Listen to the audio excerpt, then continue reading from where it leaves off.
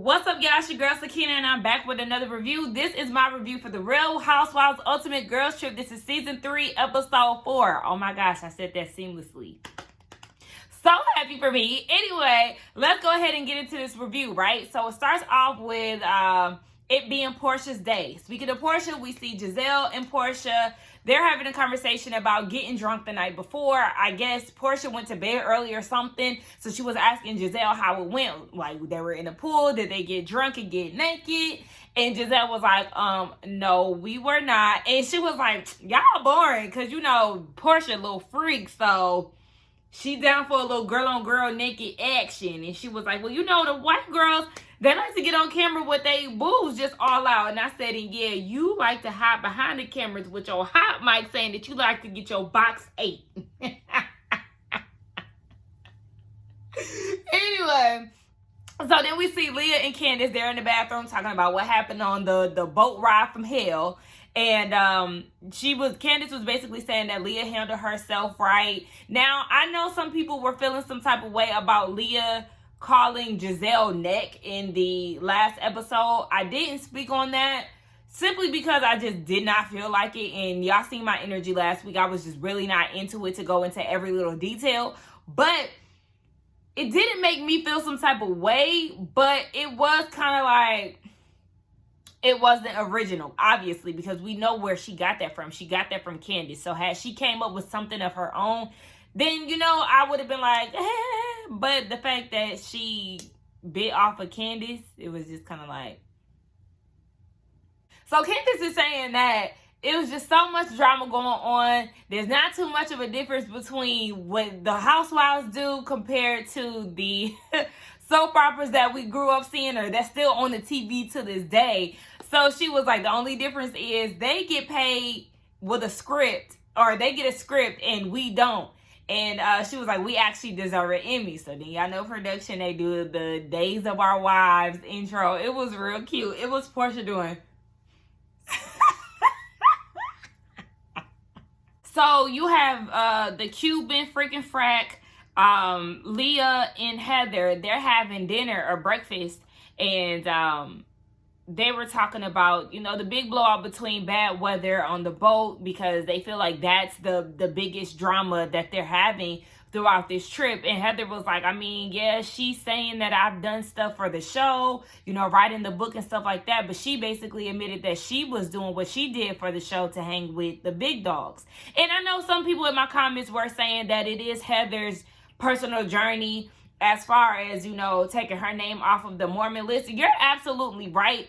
But I just know for me, and everybody is different, but for me, it is kind of confusing because you don't want to be in the church anymore, and, you know, you're going against the family and all of this.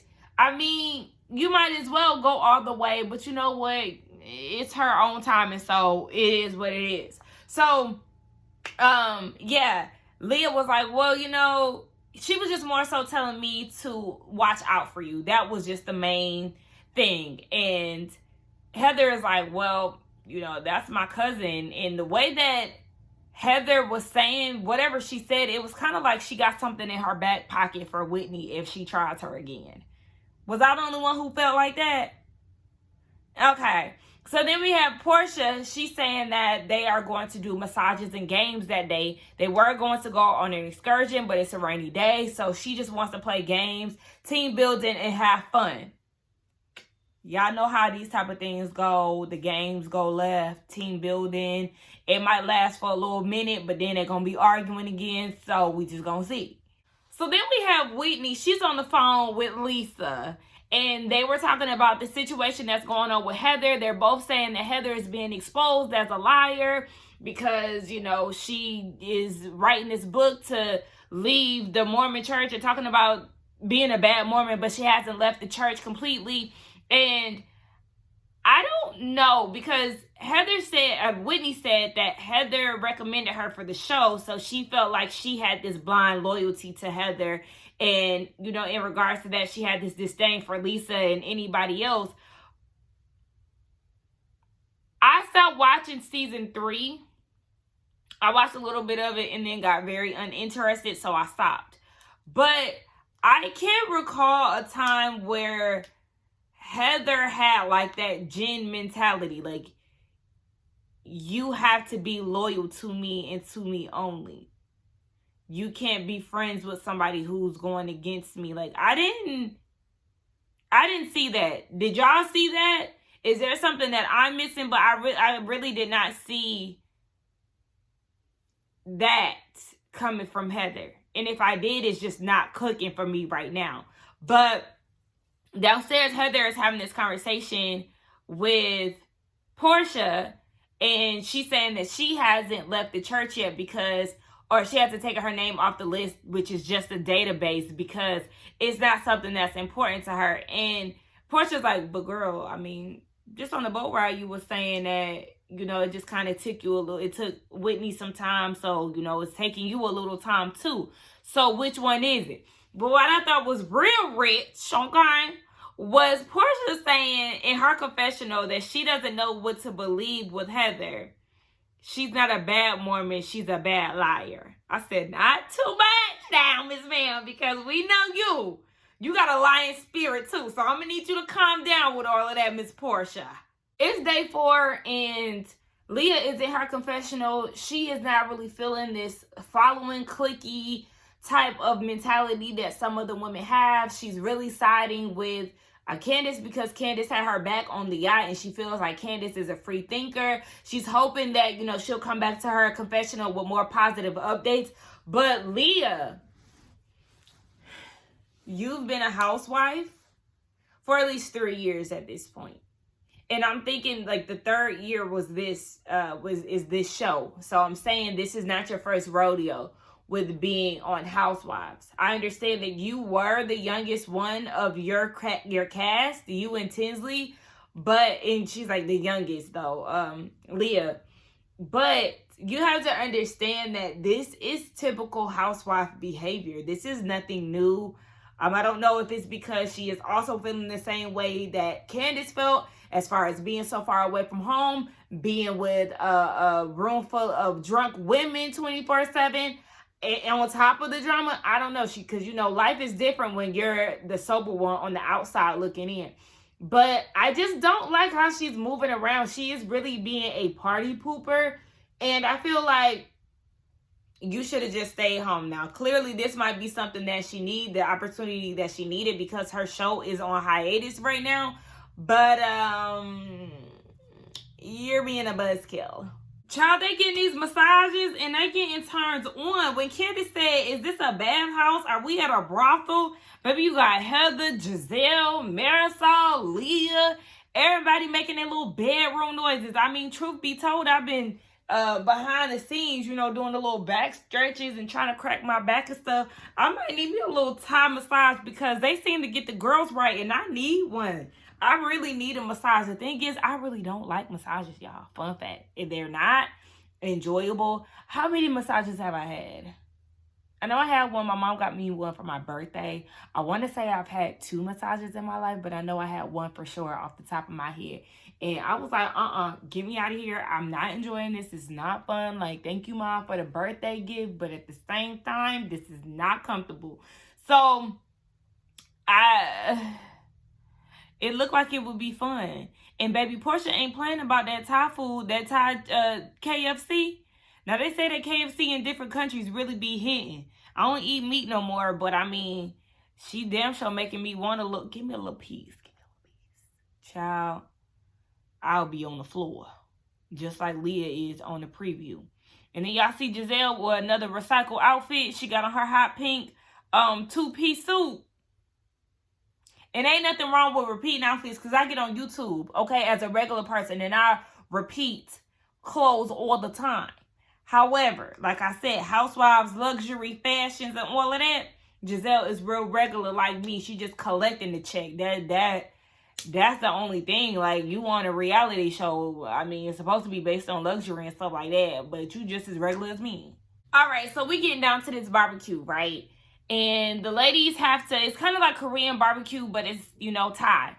And Portia was saying that, you know, when she watched Housewives of Atlanta, you know, child, like I'm a part of the cast, but it was you know, to see a group of black women on TV that really elevated and took off Housewives in general, just like it being the biggest franchise and everybody knowing Nene and everybody knowing Kim and everybody, you know, even though we don't really like to say Kim, but I'm just saying, you know, as far as like season 1 and She by Sheree and like all these iconic, memorable moments from Housewives, she said that she watched Portia and she thought that that was somebody that she was going to get along with. So coming into the house, she was like, let's shock the world, because a lot of people thought that they were not going to get along because of the altercation that happened with Candace and Monique. So they got to the table, and Candace,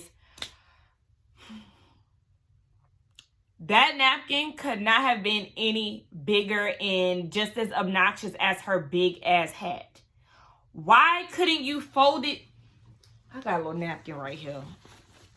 Candace, you had the napkin like this, doing all of this and all of that, when you could have simply, let me show you how to fold a napkin. I mean, I know you know how, because you didn't fold it a few in your time, but still, fold it, get it down a little bit. You know, you can even still, and then do this. Why was this, the napkin was bigger than her face? It was really pissing me off, and it was like so distracting, and I couldn't focus on what she was saying. Anyway, so yeah, she brought up the whole Candace and Monique altercation and how Portia said that she was trying to sue, according to Monique, Portia said, according to Monique, that Candace was trying to sue Monique so she could get a down payment on her house. And Candace is like, I don't know you. You didn't know me at the time, so I don't understand. And Portia was like, well, you know, at the time I was defending a friend because, you know, I've had an altercation on screen, and she was basically trying to help Monique navigate that. But have you helped yourself navigate through the altercations that you've had? Anyway, I mean, I guess so. They kept her on the show for so long. But anywho, it was coming from Monique's standpoint, but Candace was saying on the internet, they was eating me up and saying that I threw a glass on her, which initiated the fight and all of that. Y'all was eating me up, but gave her a platform to speak when she didn't get the same courtesy. So then Giselle was like, well, I was there, and, you know, I said that none of that was true. But Candace's point is, y'all got something from Monique. That wasn't you saying that, Giselle. It, like, you know, it was what it was, but at the same time, that wasn't Candace's words. And to be honest, it really doesn't hold weight coming from Giselle, because we know Giselle only sides with people that she really with. If she don't like you, then it is what it is. And we know that she was only going against Monique in regards to the whole Candace and well, she never liked Monique in the first place. But the only reason why she was writing for Candace was because she does not like Monique. That was the only reason why she had your back. And we're going to use that term very loosely, or that phrase very loosely. So, yeah, Giselle having, because they going back and forth about Giselle having Candace back. It wasn't genuine. And Portia, let me tell you something, because everybody keeps throwing around that, you know, just because they are on TV, you know, hosting talk shows and radio shows and whatnot, that they're journalists. So cringy. It is so cringy, because you're not. You're not. You're not. To me, and this is no shade, y'all. This is no shade. This is no shade. And I don't want y'all to beat my ass for this. But that's like,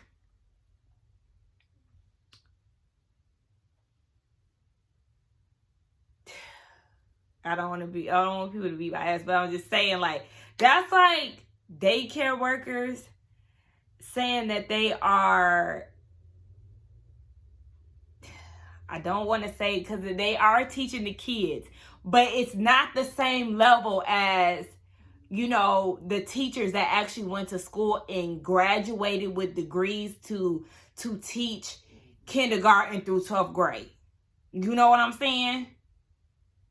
Or that's like an STNA saying that they're a nurse when you did not go to nursing school. You know what I'm saying? If you did not get that degree to do that profession, then you can't just be throwing that around. You can't be just throwing that around. And I don't want y'all to listen. Anybody who is a daycare worker, please don't beat my ass for that. But I'm just saying, that's like the comparison. If you did not go and get the degrees, it does not hold the same weight. I mean, a teacher is a teacher. Hell, we teach each other stuff. We teach our kids stuff. But I'm just saying, if you ain't get that degree, then you can't be talking to a teacher talking about, I'm a teacher. What university you graduated from, sis? Let me stop. I feel like somebody gonna jump on me in the comments. I'm scared.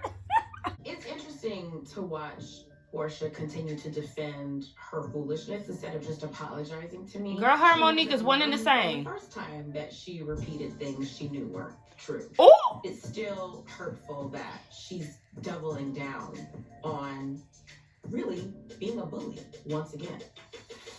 Now, I'm not gonna call Portia a bully in this. I won't use that term, Candace. I do feel like you putting a little 20 on 10 with that. But, you know, she hasn't really learned too much from, you know, the her and Candy, the Dungeon Gate. Because she still got a line problem. So, I mean, but yeah, stop saying that she a bully, because I wouldn't say that. So then they start playing Portia's games, right? And wait, before we get to that, did y'all hear Marisol say it's just like a fluff opinion show? Like, it's not like it was like investigative or anything like that. Portia and Giselle was looking like, oh, did she just call her? I mean, but Marisol was being real. Like, don't let it affect you that much, because, girl, everybody was not watching Bravo chat room. They were not. So I understand why you feel the way that you feel, Candace, but, girl. Anyway, they play Portia's games, and it's a set of 3 games. So the first game is a Thai volleyball game, and they're playing in elephant suits. That was funny. Leah was mad because she had to team up with Portia, because they're the only 2 that don't have a partner in their franchise there with them. And she was like, so since we don't have a team name, I decided to do like a celebrity couple name, and we're gonna mash our names into Poor Leah. Leah did not like that. Marisol was like, we not gonna manifest that. I know. But they played the game with the elephant suit. That was cute. And then the next game that they had to do was actually like an eat-off game, but the partners had to hold tiny hands and like feed the person that was sitting down the food. I thought that was really funny. Did y'all notice that Marisol definitely was not the one that was at the plate? I said, okay. Marisol needs something to soak up that liquor, because even when she was at this the temple, I don't know, I forgot what they call it, the spirit house, she put some liquor there, and then she ended up removing it. And that's probably why she got that ulcer. That's probably why her stomach got to acting up even more. So this last game is like a, I guess like a truth or dare, whatever. You got to say the truth. If you don't want to say the truth, then you got to eat a scorpion. So you can eat the scorpion, but you can't eat the tail. So you got, okay, who ate the scorpion? Whitney ate the scorpion because she didn't want to answer the question of how many times has Heather lied so far. Heather ate a scorpion because she didn't want to say who gave her the black eye. And I was with Portia when Portia said, you know what? You ate that scorpion. That means you know who punched you in the eye. And they all saying that it's Jen Shaw. And then did y'all see earlier where Giselle, sneaky ass, tried to get Heather to call Jen? And they actually did call her, but it was midnight in Salt Lake. So she didn't answer. Yeah, Giselle was definitely trying to be involved in the mess. You ain't slick. Who else ate one? Oh, Leah ate a scorpion because she didn't want to answer out of all the women from season 13 of Roni who should not be asked back for the legacy season that they're going to do. So she said she didn't want to be negative and she ate the scorpion. But I would have liked to hear some of those answers. And overall, I think that was a really, really good game. But Portia, you can't get mad at Candace for her little shade when you was trying to be shady with this game. So this is now Giselle's turn to do like a Mardi Gras type of event. So the girls have 45 minutes to get dressed. Then you see Marisol and Alexia, they go up to their room, and Alexia's annoyed because Marisol has shit everywhere. And she's like, we'll just have Pepsi get it. And for once, Alexia actually made some sense and was like, no, it's not his job to clean up after us. He's been doing a very good job, with tending to our needs, but it's not his job. I said, thank you. And even for Marisol to think that it is his job to clean up after them, that's wild. You are a woman that is in her 50s. You should already know that you should clean up after yourself, especially with you sharing a space with somebody. So at this point, they're both butting heads because they're in such close corners. Marisol is messy and Alexia can't do that. And then Marisol, she got that stomach ache and just tension between the two of them. Well, it's not that much tension, but they're getting annoyed with each other, and rightfully so. I'm team Alexia on this one. So all the girls get ready. They in the bands, right? The Miami girls brought the best looks. I love their outfits. I said, Giselle, how are you the host of this event and you look the plainest, the basicest? I know that's not a word, but it's just like, girl, Portia came with her cute little mask on. Like, really, Alexia stole the show. And then Marisol. They really had the best two looks. But it's just like, Giselle. Yeah. So they're talking about Candace. Portia brings her up and she's like, Portia basically has an issue with two people. And Giselle is like, there's nothing that's ever good enough. Even with the Chris situation, I simply told you what happened. And she had a problem with that. And Portia, you talking about it's not that Giselle is ruining her family. Candace is ruining Giselle by Candace saying that she tried to accuse Chris of SA, but she did. And here you go again, Portia, meddling in people's business when you don't know the full story. Did you watch their season? Oh, no, I don't think it aired. I don't know I know it wrapped by the time, I don't know if it aired or not. But still, you were not there. You don't know what happened. So for you to take Giselle's side, knowing, even outside of season 7, knowing that Giselle is a liar, I mean, y'all really birds of a feather. Y'all freaking frack part 2. So, I mean, you lie, she lied. That's just y'all's MO. But to side with her, it's just ridiculous to me because Giselle is really the one that's wrong in this situation, sweetie. Giselle did say that man was a sneaky link. He tried to close the door because he knew that her glam squad was gone, so he wanted to go up to her room, and he was talking about Candace. One minute she remembers what was said, then the next minute she doesn't remember what was said, and then she says that it was inappropriate. Then she puts emphasis on nothing happened. So it's like, girl, she definitely tried to insinuate that man was trying to do something with her because she's used to married men hitting on her. Portia, you need to learn how to stay out of people's business. That's your problem. Because even with Candy and Phaedra, when they had their situation, you sided with Phaedra when Candy didn't do nothing to you. So much so, you ran with that lie and said that her and Todd tried to take you down to their dungeon.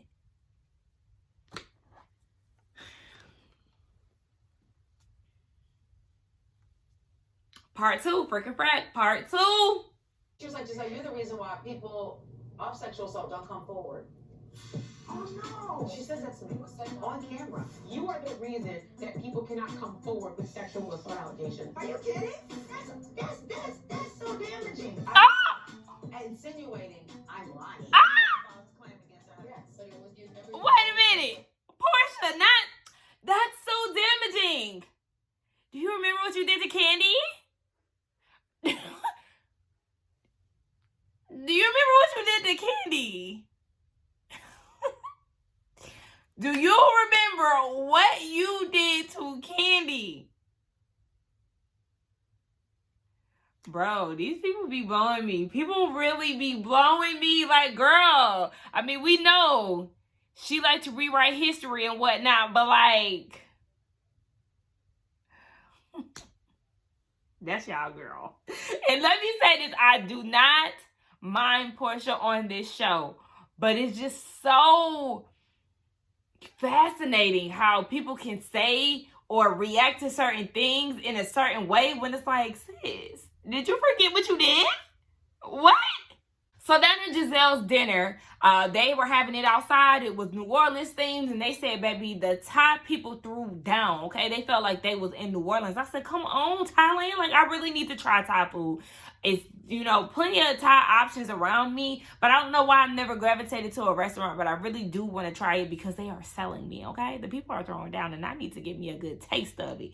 Anyway, it starts to rain on them, so they go inside and they play Reasonably Shady because this is Giselle's night, right?